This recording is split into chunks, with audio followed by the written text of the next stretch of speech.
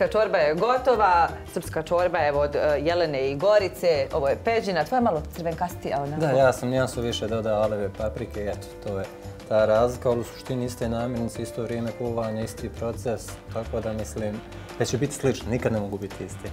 Znači je malo light varijanta. Kako ste vi zadovoljni?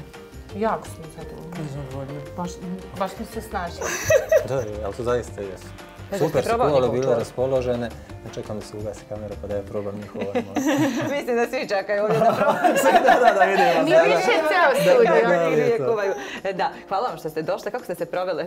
Hvala tebi, bilo je super. Bilo lijepo. Odlično, opušteno.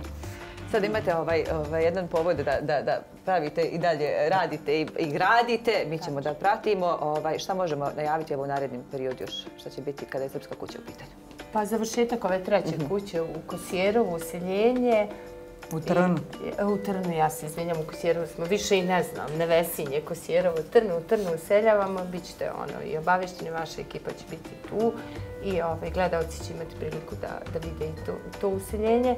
I kažem, eto, sačekajte do kraja godine za nove lokacije. Gorice, tvoja poruka kada je Srpska kuća u pitanju, šta možemo očekivati još?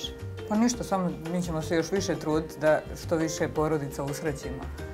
To je sve što ja mogu da obećam. I fondacija. Da, i fondaciju naravno koju ćemo osnovati, da izdvojimo taj dio samo da bude za Srpsku kuću, da se fokusiramo u stvar na gradnju kuće. I doći ćete opet da skuvate još nešto?